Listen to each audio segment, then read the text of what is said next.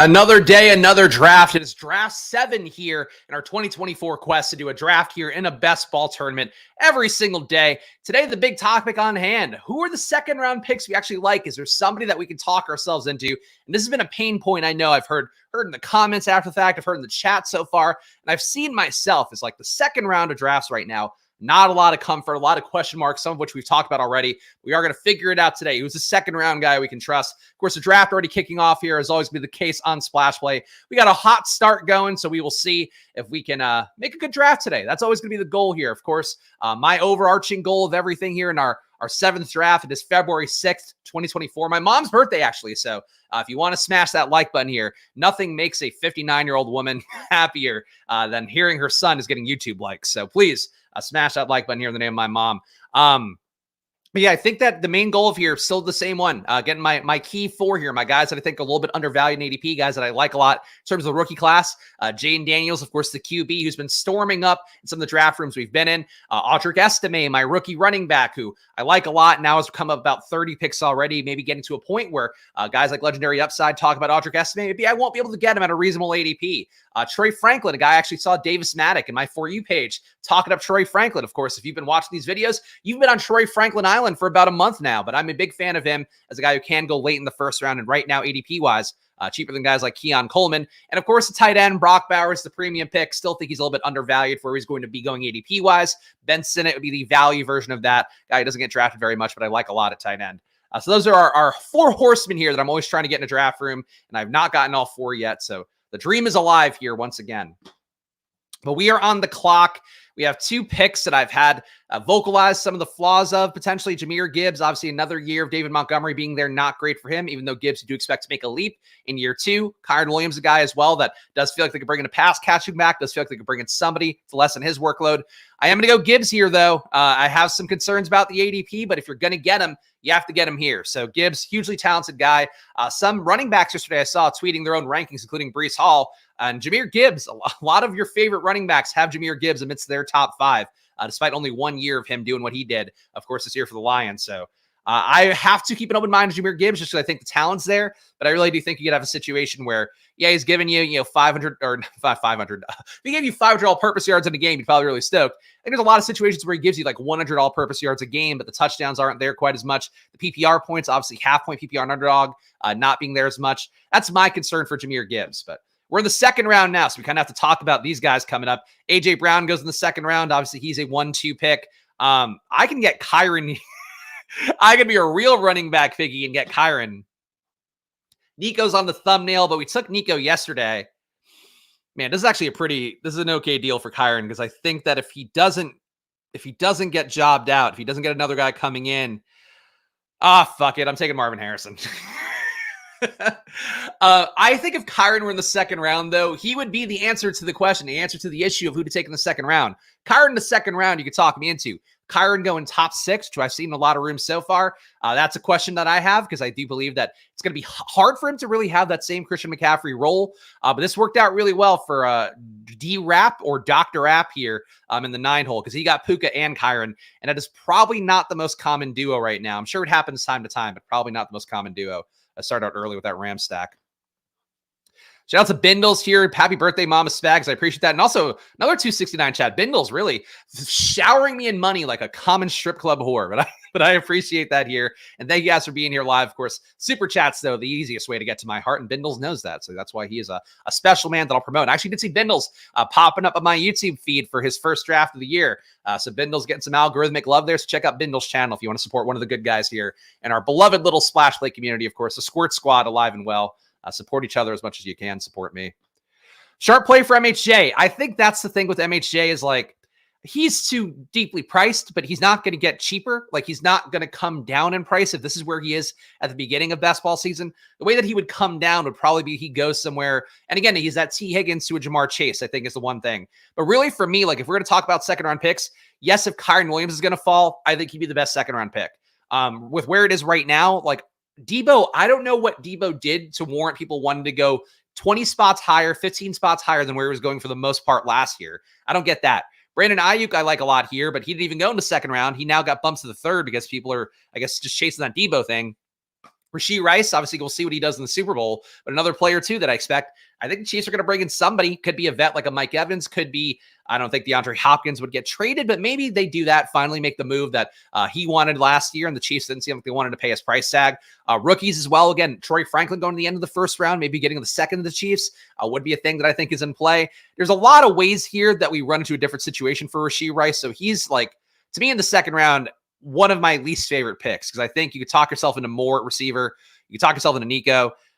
I just think Rashee Rice is 20 spots overvalued. And honestly, I could see him going ahead of Debo for me. I'm down enough on Debo for that I think Rashee Rice is an option to take over Debo. But I don't know, man. I really feel like the Chiefs are going to do something there to upgrade that spot. And if that's the case, like anything that upgrades that spot, kind of the same thing we talked about with Trey McBride, anything that gets tougher for him to get that same target share is going to make it hard for him to be there because he's not an elite athlete. He's not like the star, targeter he was at SMU. He's been a pretty good targeter so far in the NFL, but that's kind of been out of necessity. So I don't know. Second round to me, I think there's a really logical case to go to MHJ over these guys because the hope is that you are getting in on the ground floor of CeeDee Lamb. You're getting on the ground floor of Tyreek Hill, the ground floor of Justin Jefferson and Jamar Chase. That's what the hope is for MHJ. So I think in that respect, he's probably my favorite second round pick, unless Kyron starts falling reliably there. Then I think that would be pretty fun to take receiver first round, Kyron second round. I think that has some appeal. Don't hate 2 running back starts in this rookie wide receiver class. Sure. I still fundamentally do not love 2 running back starts, especially with wide receiver ADPs coming up again. As we talked about last year, my main thesis was that the running back ADPs coming down, wide receiver ADPs coming up. People were viewing that the wrong way. It was just that you basically had to pay a 0 RB kind of build or at least something approaching it to get good wide receivers in. And I think that's the main thing that I would say for the approach. But you want to have fun? Let's have some fun. Double rookie wide receivers and Jahmyr Gibbs, the youngest team in this best ball pod, is coming up for sure. So Jahmyr Gibbs, Marvin Harrison, Malik Neighbors. Maybe I'm not going to get my my 4 horsemen of rookies I want to get across every position, but I'm getting the studs, baby. I'm getting the studs. I like this a lot. I think this is a fun one. Love Malik Neighbors, man. Think of his ADP. This is a good value. And this might be unique. Probably not unique. But still, I don't care. I'm happy with this build. All right. Do we take a vet receiver to go with these guys here? A sturdying presence for guys like Harrison and for Malik Neighbors? Maybe. Could take a Cooper Kupp here at undervalued. Leverage against the Rams that we didn't get? Maybe. Rachaad White, expectation of volume again next year, I suppose. New offensive coordinator, though, always comes with a risk point. I am going to do weird stuff here. I'm taking Cooper Kupp as well. So we had the youngest room, and now we're adding some veteran presence there. Jahmyr Gibbs, Marvin Harrison Jr., Malik Neighbors, and Cooper Kupp. So I feel good about that. Young, supple wide receivers, as Tyler would say. Yes, they are very young and supple. And then Cooper Kupp is coming in looking like Catherine Zeta-Jones. As we've talked about sometimes on the stream, my wife does, in fact, work in TV, social media / media marketing, whatever. Technically, she's a creative director level role, but that's what she does. She once worked on a show. What was it? It was a show with the murderer guy on Fox that Catherine Zeta-Jones is on. And probably shouldn't be giving this away, but Catherine Zeta-Jones apparently has so much post-production that they make her into a different person to look like young Catherine Zeta-Jones. So they would watch then the film or watch, the episodes before because they have to do the stuff, put together strategy, put together whatever the marketing thing, and then pitch the network on it. And then she would see Catherine Zeta-Jones and the pre visual effects thing. And she looks like a 7-year-old woman. It's one of the fun things. So for all the Catherine Zeta-Jones fans out there's one fun fact that for some reason came to mind today. But Cooper Kupp is the Catherine Zeta-Jones. It's really the main point of this roster. Just hopefully looks better with the visual effects is what we're hoping for. 0 RB gives you that best chance to have the player like Cooper to advance. Yes, I think it's true. I mean, look, was my build last year. As I've talked about here, I believe a lot in extreme 0 RB. I think where the running backs are this year, especially those top, most of the top 5, 6 running backs, they all have so much appeal to me. And I hate running backs, but look, we're getting Bijan Robinson second year, Breece Hall coming off a full year off the ACL in his third year, Jahmyr Gibbs in his second year. these are all guys that should make a leap. Jonathan Taylor, I think you're buying in more on the Colts being good. Taylor did get a lot of volume this year, though. Nothing is changing for the Colts. So it does feel like Taylor, safe in that respect, even though I have questions about the workload, questions about the injury history and all that. Saquon, we know I'm not in the bag for very much, but the rumors linking him to being the Chargers back, I do think make him kind of interesting. Still not a guy I'd prioritize. I'd probably rather have Kyron, would rather have Gibbs, would rather have Achane, rather have Breece Hall. Saquon to me is the one guy that, like, in this running back run, I think Saquon should be going closer to like ATN, at least until we know where he's going in free agency. And it's so odd with Saquon.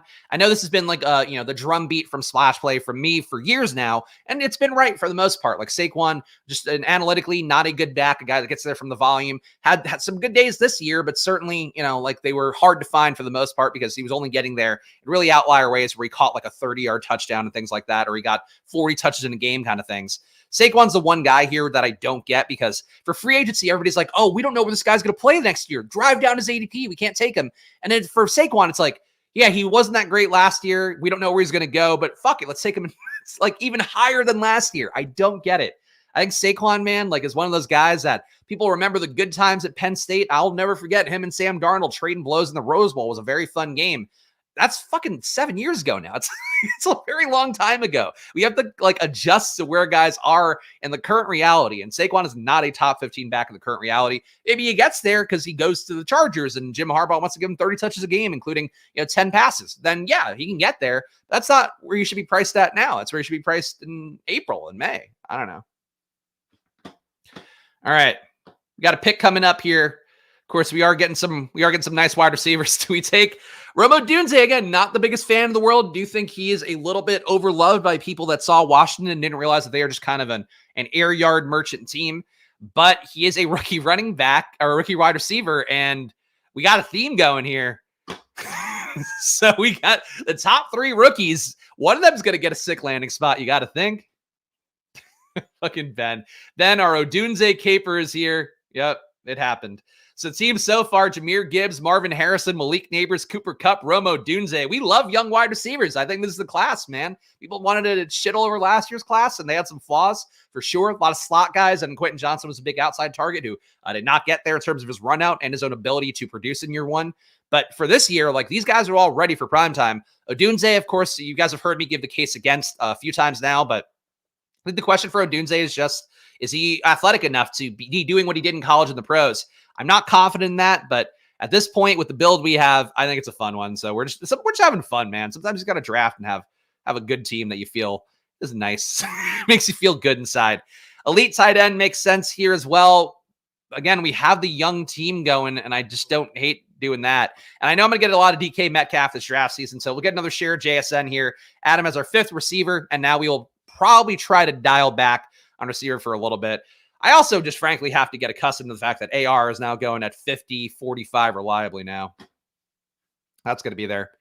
How am I building differently based on the easier advancement structure? I don't really worry about that as much. I guess you could be a little bit less didactic about demanding stacks in every room would be the one thing that could change. But for the most part, I think it's just like the hope is that we can build teams that have enough value to get there without the overcorrelation that we'll try to hit more so in a BBM. But I don't know. I just think it's more, I view it more as like, okay, cool. We'll have an easier run out to make the playoffs is basically it. You can make the case, I guess, that if you really wanted to worry about the advancement structure and just trying to get in there, that maybe makes you a little more of a median projection kind of player where you are trying to get guys that are going to give you a middle outcome more. That's not the way I draft, though. So for me, it doesn't change much. But I could see if you really wanted to target an inefficiency in terms of getting more guys, getting 3 out of 12 across in the big board, it's probably hitting more running backs with secure roles here and there, I think would be it. But, you know, I like risk. I like risk. And frankly, to me, the fun of drafting the big board is like you get these rookies now. You're getting, you know, the commodity before you really know where it should be properly priced at, where it's going to go, where things are going to go in July and August. Like, and I think that the one concern I have with drafting rookies like I just did here is that these guys are priced like they are at their ceiling already. Like for MHJ to pay off this price tag, he has to basically immediately rise to the class of a top 5 receiver. And then that's the way that he gets to the, you know, the first round next year. But for Malik Neighbors, like he's also pretty close to his ceiling. You know, I think for Odunze, maybe not his full ceiling, but not far off from it. So I think that's the one risk you have the rookies. Like normally in the big board, you're buying in early and you're getting these guys that like, they're not going to reach their apex of pricing. This year, these guys are basically at their apex of pricing. Having the most fun in the room. I agree. I'm having a great time, which is always the goal here. It's what my mom wanted for her birthday. She's like, go build a sick team today. So go draft a lot of rookies. Go draft a lot of high pedigree rookies and see how it does. Christian Watson soaring up the board a little bit here, starting in the 90s. Now it's 73. Of course, the guy that I'm in love with in general. No pause or whatever. Jordan Love goes right before him. So DT Well here really wanted his Tank Dell stack, his Jordan Love stack, along with Christian McCaffrey. I don't hate the build. That is obviously a lot of draft capital to be using up at QB early on, and also a lot to be using up at running back, but I like his approach here. If you are going to kind of burn a lot of draft capital early on, getting the stacks here, Jordan Love, Christian Watson, CJ Stroud, the Tank Dell. Like if Stroud's hitting, pretty good shot, Tank Dell will be hitting. Jordan Love's hitting, pretty good shot. If Christian Watson is healthy, that he'll be hitting. So I like that approach, even though I don't love the general build by him there. I feel like a lot of people getting, I wouldn't say trapped, but getting locked into taking 2 QBs early more than I'm used to seeing. And I don't love that as a build overall. There's so many QBs you could take now. Like Daniel Jones, I know we're down on him after the year. Everybody in general is going to be down on him. He's going at 180. Like I don't think you need to force QB early as much as people are. All right, so we ran at wide receiver, so we got all those guys that we wanted there. Could go back to running back. Could also really try to dunk this home with Justin Fields, because we don't know where anybody's going anyway on the seam for the most part. Besides, Cooper Kupp's going to be a Ram. So because we don't know what the stack outcomes are going to be, and I do believe that there is a pretty good shot that Geno Smith is not back as Seattle starting QB. So because we don't know that, I just want to give myself a pretty good floor and a pretty good ceiling at QB. So we're going to go with Justin Fields. And I'm going to go with him here on the assumption that he gets traded somewhere and is not a Chicago Bear is going to be the way that I try to play this one. Bauer's gone. You'll have to wait at least one more draft to get your ideal rookie build. Yeah, I'm just getting fucked. It's really, that's the biggest part of the big board that I've observed, besides the second round being, a thing where you can talk yourself into any guy and you can definitely talk yourself out of any guy. The fact that you just can't get these rookies anywhere. Like I know that was an issue I ran into with AR last year when he started to catch some steam after initially nobody wanted him. I was the only guy in the world who wanted him. Then a couple weeks later, everybody wants him. For a lot of these guys, like I think the steam is catching them earlier. So because of that, people want Brock Bowers and they're taking him 20 picks of ADP. People want Jaden Daniels, are taking him 20 picks ahead of ADP. And that's unfortunately the way it's going in a lot of rooms. So I'm really not getting the guys I want quite as much. Naked Fields isn't a problem. He's not a problem. Obviously, the best possible outcome is going to be knowing who his alpha target earner is going to be, whether he be on the Raiders, whether he be on Atlanta, whether he be coming back to Chicago somehow. Obviously if you came back to Chicago, it's DJ Moore, but I think that's the risk point, is that you just don't know. And somebody out there could luck box like Fields plus Drake London. And then all of a sudden that team has a lot more upside. All right. So we got Joe Mixon here, Justin Herbert, James Conner, Raheem Mostert. Still do feel like Raheem Mostert a little bit undervalued at this point. Kyle Pitts, man, not mentioned by Raheem Morris when he was talking about special weapons in Atlanta. Man, it really, I think the Mostert case is the strongest here. I'm going Mostert.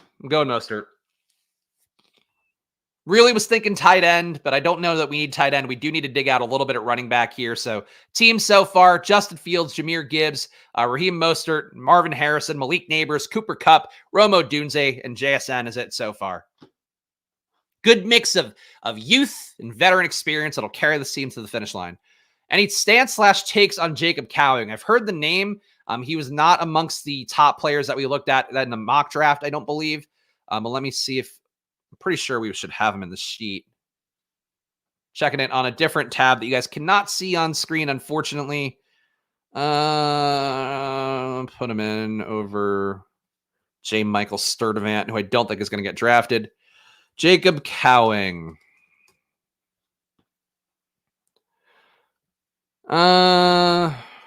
Jacob Cowing, 32 routes per game, 29% target per out run rate. Pretty good.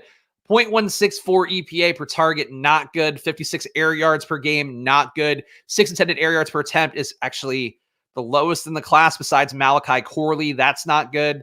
Slot guy, also not good. We saw like great slot guys last year who basically didn't have a ton of value, like Josh Downs, some spike weeks, JSN, a spike week or two late.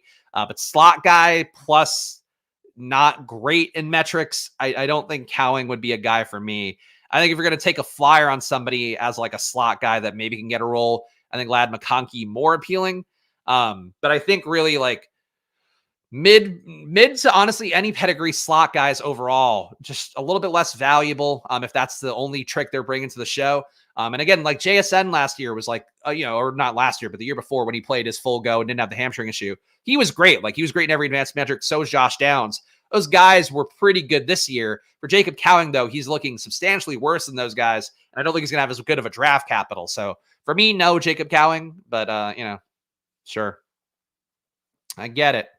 Yeah, you do. Yeah, it's right. You do have access, by the way. If you make a copy of my sheets, I had dropped, of course, if you're a Splash Play member who hits that join button down for $4.99 a month, you can go through and look at all the old community posts. You can also just check any rookies you want out in those sheets. Just make a duplicate of it and then put their name in is one way to do that because all the data is in there for everybody's stats that qualified in SIS data, of course, Sports Info Solutions data that I always reference here. Kind of like doing MHJ, Connor, Kyler builds. Yeah, you know what? That's fair. I think that one is so assumed that MHJ goes to the Cardinals that I kind of wonder if that's one where a curveball happens. Still think MHJ is alive to go number 3 to New England. I think would not be a crazy thing. But, it's certainly your guess is as good as mine at this point. Obviously, everything is linking MHJ to the Cardinals, but that to me is when like too much smoke sometimes means the draft capital goes in a different direction. But we'll see. Like if Arizona drafted a stud defensive player or an offensive lineman, I wouldn't be shocked. I don't know those positions well enough to go like who that would be offhand. But I think that kind of fits to like what I know of Jonathan Gannon and what, we know he's a defensive guy. So I think it's not crazy that they just wouldn't take a wide receiver. And maybe they could be active in free agency. There are enough free agent wide receivers out there who maybe you can talk yourself into being a wide receiver one. Of course, T. Higgins, the one I always point to, though I still think he's most likely to come back to Cincinnati on a franchise tag. All right. People talking about Jacob Cowing. Yeah, look, I know Jacob Cowing's a guy that people who are sharp out there have been definitely curious about. So I don't hate, thinking about him and trying to figure it out. So look, we got a 1-2-5-0 here. I don't want to take injured knee, TJ Hawkinson, Jameson Williams. We don't really need another receiver at this point. We just saw Caleb Williams go. I'm taking Jaden Daniels here. 16 picks ahead ADP, 15 picks, but I don't care. I want, again, another QB that's going to give me some upside here. Rushing upside, don't need to know his outcome to know that he's probably giving me a good amount of 20-point games, if not 30, if not 40. Obviously, that'd be the great hope for Jaden Daniels. But Jaden Daniels, you guys know the case by this point if you've been watching Splash Play daily. And, of course, we are doing streams here daily, 11 a.m., a draft every day. Today I actually had, we changed over our internet. No longer an Xfinity household. We're now a Fios household. And I still got it done enough to get a stream going here. So fucking Randstand takes Troy Franklin at 109. Would have been nice, but not that we needed him, but would have been nice to grab him at some point. Oh, well. Yep, that is what you have to do to get Jaden Daniels. If you want some Jaden Daniels shares, he is not going at his ADP ever in any room I've been in yet so far. And sometimes it's not even my fault. Sometimes it's somebody else's fault. All right, so we have any correlation here we want to hit? Nope, we do not.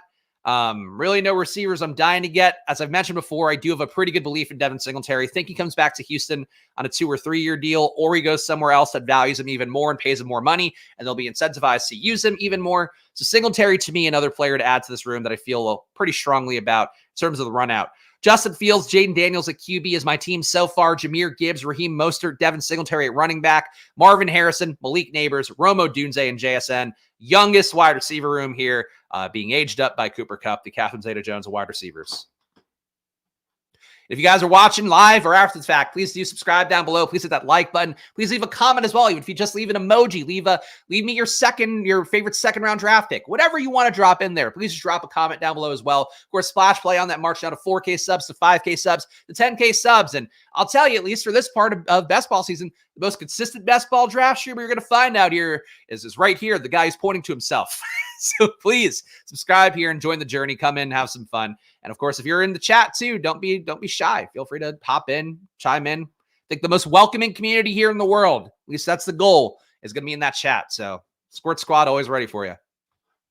If you want to support the show as well, check out that Underdog promo code, double your deposit to $100 on Underdog. If for some reason you're not signed up on there, great way to support the show, great way to build your bankroll as well. And also Mystery Pick'em comes with that. And also Stochastic. Want to get some data for yourself, NBA going on. They have PGA Sims, MMA Sims, MLB coming up very soon as well. So lots of great ways to save yourself 15% at Stochastic. Use that promo code SPLASH on there or check the link in the description. If I hoard adequately. Oh, yeah, probably, of course, my thing. Please, you want to support Splash Play, support Probably. Go to probably.com/subscribe. Get under all of our pregame bets for under $10 a month, all of our live media data for under $25 a month, or go check on Probably in the App Store, and you can get all of our stuff for a 7-day free trial. So how could you lose? Woo! I feel myself covered in jism with the horror that I've become last minute. Defensive player would probably be a trade down. Tackles possible. Okay. I just think, like, don't be shocked if the Cardinals pull a curveball, is all I would say. And also don't be shocked if Brock Bowers doesn't go at 5. I've seen a lot of people that are just mocking Brock Bowers right away to go to the 5th pick. I just don't think that's necessarily the case. Hard to expect tight ends to get that draft capital. So that's the other thing I would say based on what I've seen on mock drafts. Everybody assumes that Marvin Harrison is going to go 4. A lot of people assume that Brock Bowers is going to go 5. Just, prepare for a world where that doesn't happen. And, maybe MHJ goes 3. One of the QBs falls a little bit. I think these are options that could be there. So don't just assume that it's locked in, even though I think there's a lot of lockstep early on in this mock draft process for people out there. Would still fuck Catherine Zeta-Jones. Okay, good to know. It's the CGI version or the real version is the question you have to ask, because you don't know what you're seeing. You don't know. Only Alex knows what she saw in those videos. I didn't see the aged Catherine Zeta-Jones version. I don't know that I want to know. Though I do know that I recall that what's his face? Fucking the old guy, Michael Douglas, had the assumption was that he got mouth cancer from giving her too much oral sex because she had HPV. I remember that was a thing. I don't even know if that was like a reporting thing or if that was like the gossip sites, but so something to watch out for if you ever are hooking up with Catherine Zeta-Jones, is you don't want to get oral cancer from that. Oh, that's gross. That's classy comments here on Splash Play always. That's what we pull up on screen. Ladd McConkey goes, to vocalize my concerns for Ladd McConkey. He is very small. He is smaller than Hunter Renfrow. Good route runner, so there's a shot that he can get there. But this is not like, I think people think that Ladd McConkey is this year's Puka, and he's now being ADP'd up as a result.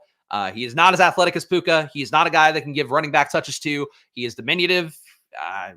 That's the risk that I would say for him. All right, so we got interesting situation here going. Think we could use a tight end. Continue to build at wide receiver wouldn't be the worst thing in the world. Running backs, also obviously, you can never have enough running backs given how much they get hurt and how much they get fucked up. But I'm going to go Dalton Schultz. Dalton Schultz added to this team here. So we have a little bet on Houston, not core Houston. I like that as a theory a lot.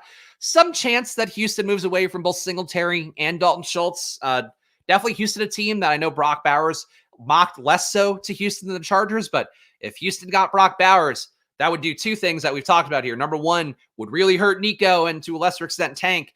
And number two, would greatly improve Brock Bowers' outlay. So one spot to watch for sure. If the rumors get hot and heavy for Brock Bowers going to Houston, I would start putting some Stroud Bowers stacks together just in the hope that they can land together. There we go. Thanks. Looking forward to lunch after. I didn't say anything gross. I just said mouth cancer. That was why Michael Douglas got mouth cancer. He's eating at the Y. All right. We got some choices here. Jerome Ford. A lot of outs for Jerome Ford this year. Nick Chubb, possible cut candidate. Jonathan Brooks, of course, we've talked about enough here. ACL injury, going to keep him out for the majority of the year. Hard for him to win a job or expect him to win a job. I think it's Jerome Ford season here. Go to 2-4-5-1. Fields, Jaden Daniels, Jahmyr Gibbs, Raheem Mostert, Devin Singletary, Jerome Ford, Marvin Harrison, Malik Neighbors, Cooper Kupp, Romo Dunze, and JSN, and Dalton Schultz at tight end. I mean, the flaw here, obviously, is that I have a lot of rookie wide receivers. And if Romo Dunze is more of a bust than I even think is possible, then we're fucked, because that is a lot of draft capital to be using there. But, look, I survived Christian Watson last year. I survived. Honestly, Amari Cooper ended up being the player you needed for stretches of last year down the home stretch. Like, he wasn't great for pretty big run of last year. Really, the entire time Deshaun Watson was playing, Amari Cooper wasn't getting there. So I don't think Rome Odunze kills me here, even if he weren't great, but we're building how we're building. Lad had a good Senior Bowl and projected draft capital. I understand the rise. The standard concerns for an early wide receiver seems to have limited ceiling. Yeah, look, he looks like a great route runner. I think his best possible ceiling is a wide receiver too. I think he's a smaller Khalil Shakir, but with better route running. He can get there. I just think that people, I don't know, man. People too into Ladd McConkey because he was on a good team and he's a white guy. Like if we're being real about it, I think those are the reasons why he's getting really steamed up right now. And as a result of him being a white guy who's a good route runner, then you're like, well, he's like a little bit of a Cooper Kupp. Cooper Kupp is like a big man. Cooper Kupp is like a fairly large human being, at least by the modern NFL wide receiver standards. Ladd McConkey is like Tank Dell sized, but he doesn't have Tank Dell speed. He doesn't get downfield like Tank Dell. So what are you getting really? I just think you're getting Hunter Renfrow, which can be okay if like he's gonna like, get a meaningful role, but I just don't think there's a guarantee of that. Ladd McConkey. Oh no, we said the H word, guys. Don't get the video demonetized. all the alt-right guys are gonna be really mad about saying honky. Hunter Renfrow, the GOAT, the throat goat. not this year. He was a hell of a red zone target, but like it was one of those things where he was a hell of a red zone target because they had nobody else to throw to. Then what happens? You bring in like full-sized adults like Devontae Adams and to a lesser extent Jacoby Myers. And where's Hunter Renfrow? Not even on the field. Nobody wants to trade for him. Like that's the thing with slot guys. Like that's the tie back to Jacob Cowing as well. It's just like there's so many slot guys who are passable. There aren't as many guys who are great boundary receivers, and not it's hard to prognosticate that. Like I thought Quentin Johnson had the best shot to be a good boundary receiver. Maybe he rebounds this year. He wasn't in year one. But this rookie class, it's like you got 3 boundary receivers. Neighbors can go in the slot too, and he is going to go in the slot a good amount. But like, Estime goes, Cox. Estime now 153. I can't have nice things for guys that I'm intrigued by. All right, so we got Thielen. Don't need another year of that. Michael Wilson. Think that they are going to bring in somebody, even if they don't get MHJ. I think this is kind of a Michael Mayer spot. Taking a buy-in on a guy in year 2 who showed brief glimpses of what he could do, at least in 1 or 2 games, got hurt down the home stretch at the time where he probably would have had a better shot to break out. So we'll go Michael Mayer here. Adam as our tight end too. Michael, yeah, that's true. Michael Douglas is a throat goat. He and Nancy Reagan, two to throat goats. Fun fact, hockey came about due to white gentlemen honking their car horns to get the attention of the lady escorts for the evening. Okay. I did not know that. I had no clue about that one. Learn something new every day here on Splash Play. Kind of ironic that you're a big reason for the Estime steam and you can't get him. I mean, this current wave of steam is definitely because of Pat Kerrane and the legendary upside rankings putting him there, because I know somebody in chat mentioned that he was like 155 there, so he goes 153. But look, that's fine. I'm glad to be aligned with great minds. I think most of my rookie takes I got to earlier than a lot of folks, and now they're getting to it and they're saying the same thing. So I think that's a positive. 2-4-5-2 definitely could use some more wide receiver help. Honestly, Wandale spiked a lot last year, and we're getting now a full year of health. Small guy, but too cheap, I think, for the ceiling that Wandale has. I guess the risk for Wandale would be another year of Jalen Hyatt in that offense. You would hope he finally becomes a guy that can get a ton of routes outside. Honestly, we could do a really late Giants stack.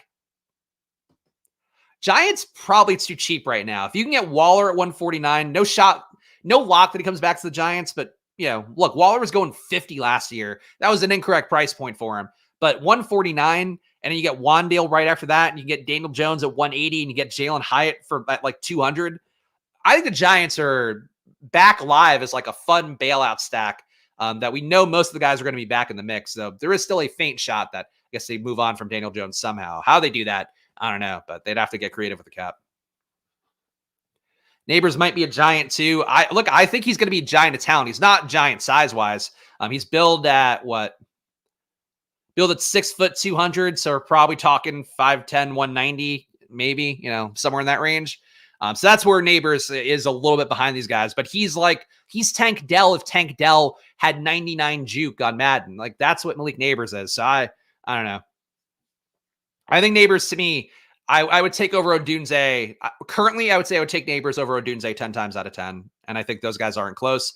But I also think that I would take Harrison over Neighbors 9 times out of 10. So I think there's a very clear pecking order to me. But if we're going to say like 1A, 1B, 1C, I think it's closer that MHJ and Neighbors are 1A and 1B than it is that like Romo Dunze is part of like a pack of 3. I think Odunze is going to keep kind of inching back down. Oh, New York Giant. Oh, yeah. Maybe. That'd be weird, though. They can't, I think, like, they're a more logical team for an Odunze, I would think. Like, as a guy that can get you some jump balls and all that. But yeah, good point. I was like, he's not a giant. He's not a large man. So my apologies. Not thinking the right way about team names. More like Estier. I agree. Again, I've said it to you guys before. If you're going to watch 2 highlight reels of non-like premier players, like the first guy you should watch is Jaden Daniels, because that's going to change your brain about how you think about this QB class. So that's the first thing I'd say. But if you're going to watch like lesser prospects, 2 highlight reels I say to watch: Audric Estime, Ben Sinnott. Those are the most fun highlight reels. I had a blast watching those guys play football. But you know, it's fine. Neighbors, though. Neighbors a lot of fun to watch, too. But we know who he is. We know what he is as a prospect.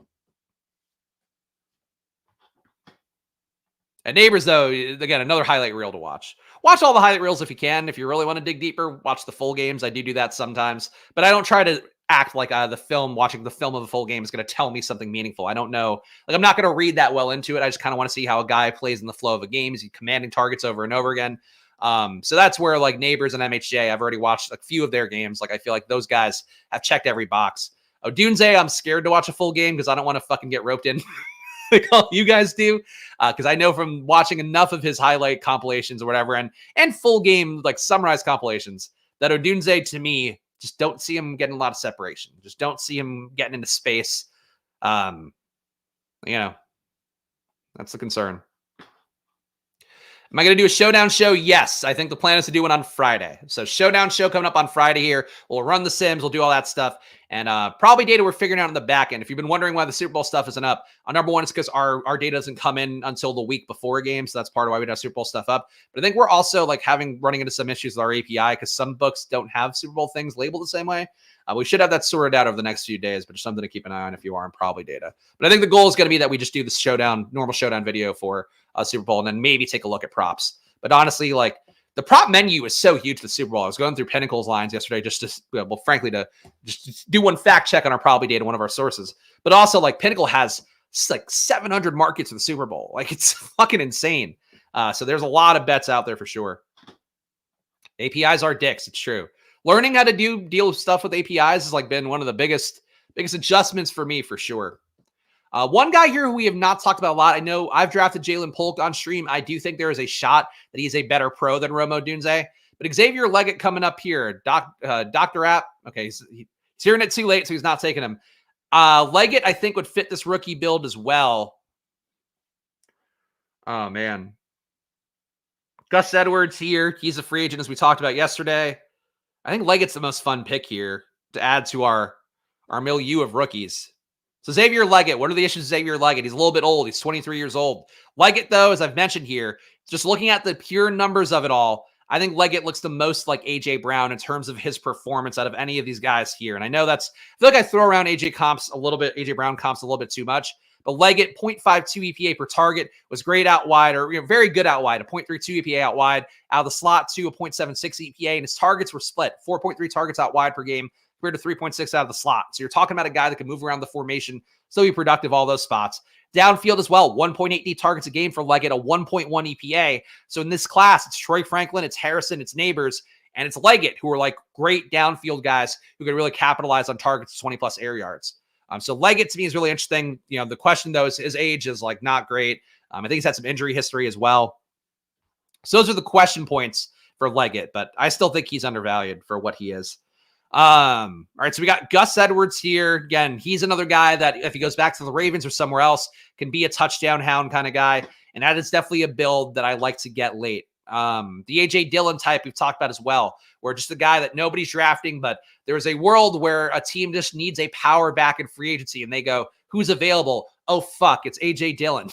It's AJ Dillon. It's Gus Edwards. It's one that we want. So I think there's a world where you should be taking both these guys in a very prominent world at that.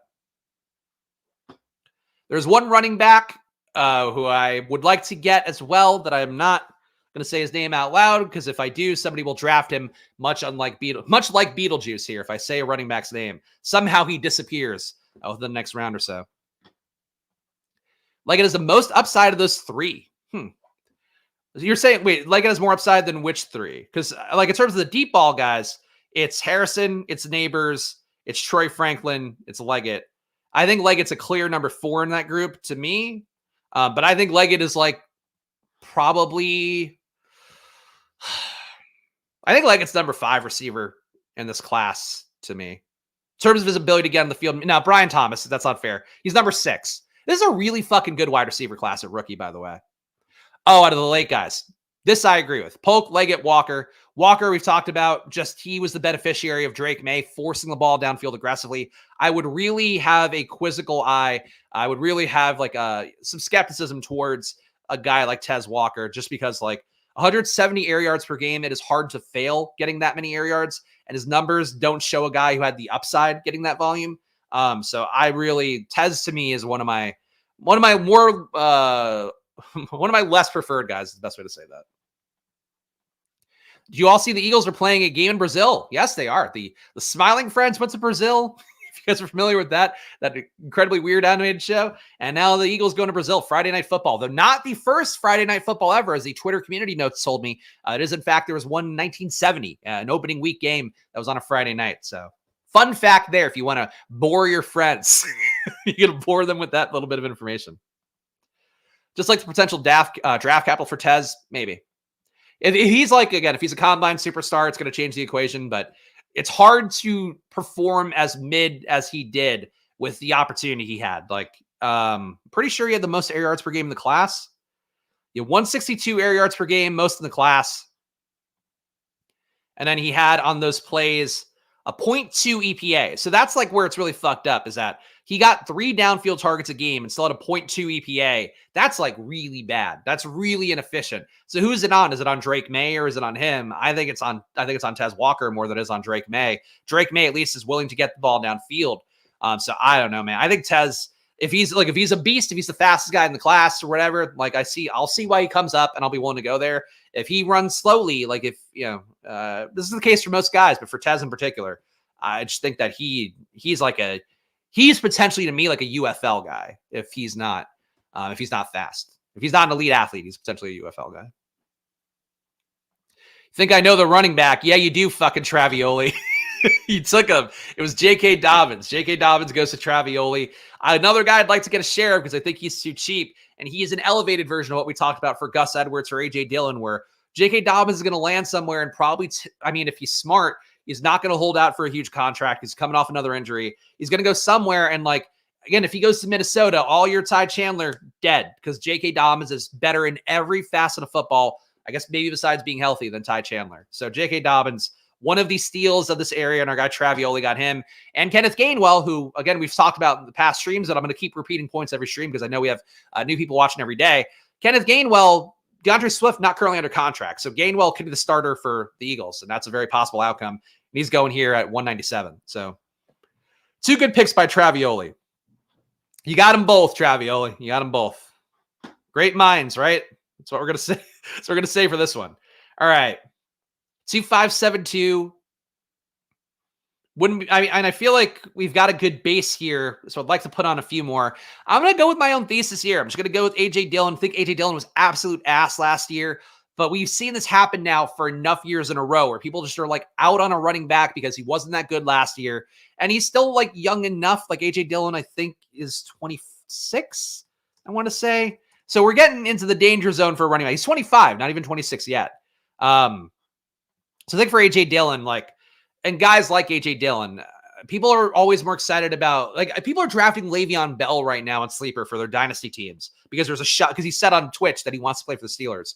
You're better off if you're going to try to get flotsam running backs that are floating around, a guy who's still under 30, who has some experience that a Dan Quinn can talk himself into and go, yeah, I don't know. I watched his tape and he had some pretty good burst, even though the numbers weren't there. I think that's something that I would hold in some esteem.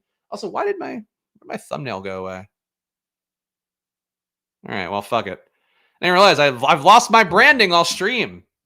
I'm now not a professional. This is what is driving me from professionalism, is not talking about Michael Douglas getting mouth cancer and how he might have done it. It's that I didn't have my thumbnail over my shoulder. It's on me. All right. Good question by Ben R coming up, and I will take that in a moment here. 2672. I don't think we're in a luxury spot. I mean, we got this rookie theme. I don't think Malachi Corley has any great shakes. Really concerned about the low A dot for him. Another guy, though, in the Senior Bowl, people did like quite a bit. So we'll take a flyer on him as our 8th wide receiver. Team so far: Justin Fields, Jaden Daniels, Jahmyr Gibbs, Raheem Mostert, Devin Singletary, Jerome Ford, Gus Edwards, A.J. Dillon, Marvin Harrison, Malik Neighbors, Cooper Kupp, Romo Dunze, JSN, Wandale, Xavier Leggett, Malachi Corley. The courage to take 5 rookie wide receivers. That's what you're getting here. Dalton Schultz and Michael Mayer. Michael Mayer, the disrespect. Can't even have a headshot his second year in the league. Where does JSN rank if you're in this class? That's a great question by Ben here. I think he goes behind Harrison for sure. I think he goes behind Neighbors for sure as well, because he does not, like, Neighbors has a ton more juice than JSN does. I think we're now in the range where maybe he could go. I would still prefer Troy Franklin over him because I do have the bias towards guys that can play out wide. Troy Franklin can play out wide and play well out wide. So I would put him at 4, but I think he would go, I think there's a potential that he would go ahead of Romo Dunze if Odunze's athletic comps are not great. But I think he's probably 4, maybe 5, whereas where JSN would go. Need some early week production from a veteran. Allen Robinson, Robert Woods are a must. Yeah, that's it. Cooper Kupp is there. He's going to carry the load, right?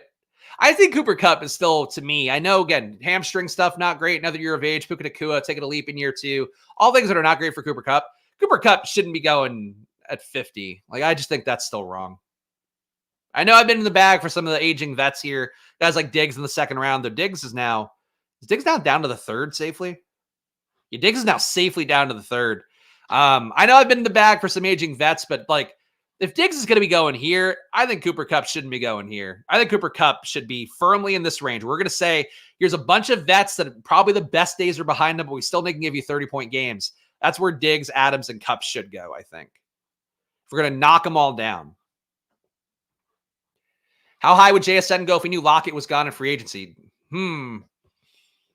Probably where he and Lockett went last year, 50s, maybe a shot to creep into the high 40s.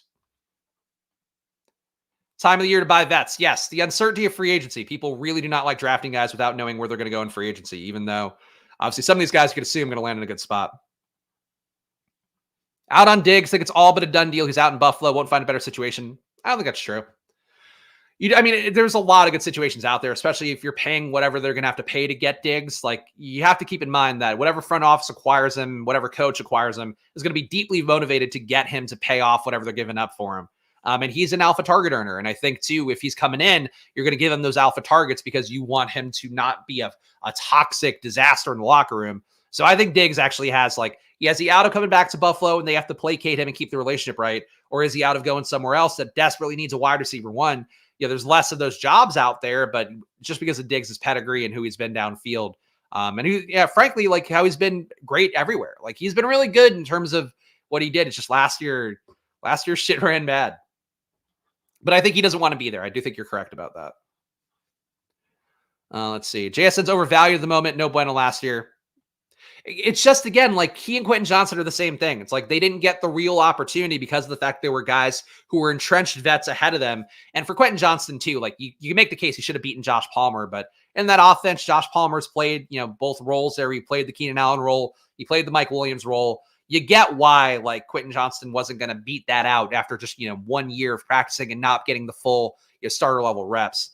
So I think that's the main thing that I would say for any guy coming in is, like, who do they have to beat out? Do you have to beat out DJ Chark, or do you have to beat out, like, an entrenched guy who's been in an offense for 10 years?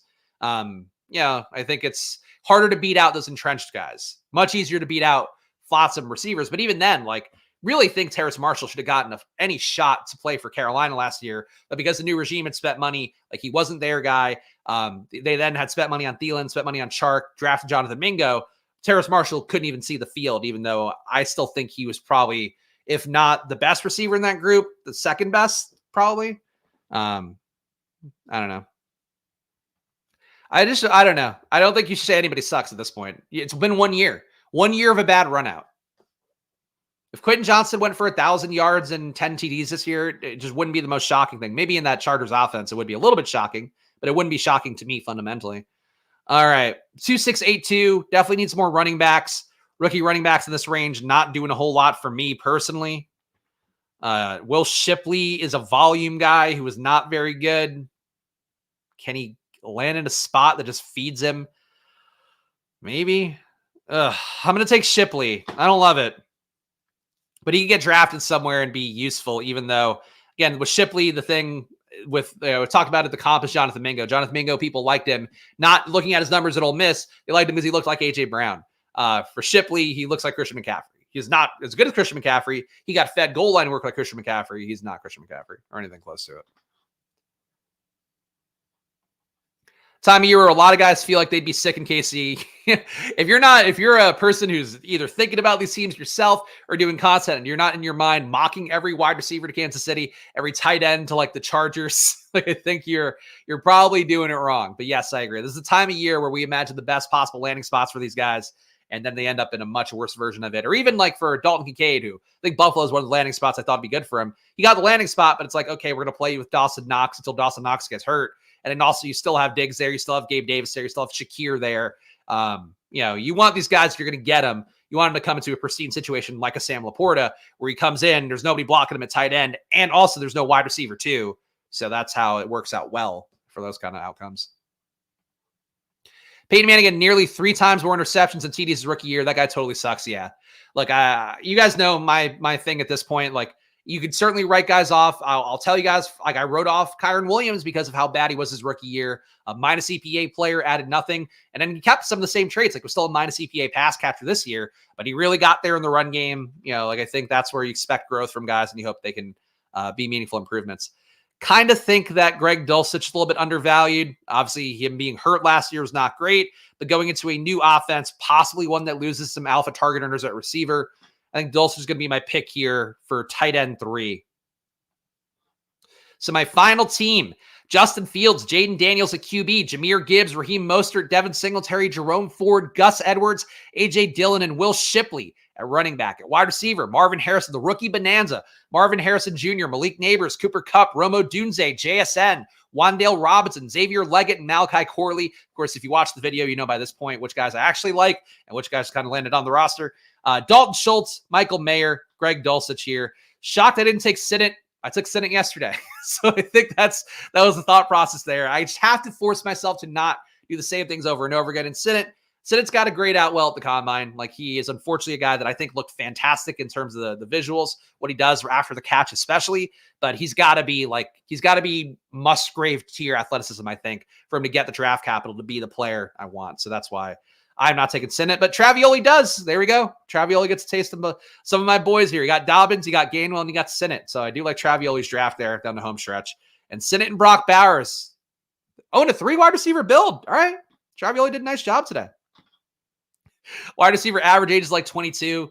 Yeah, but Cooper Kupp, again, he's there to prop it up a little bit. This team does not make Robert Griffin the turd hard, but I'm not finishing that.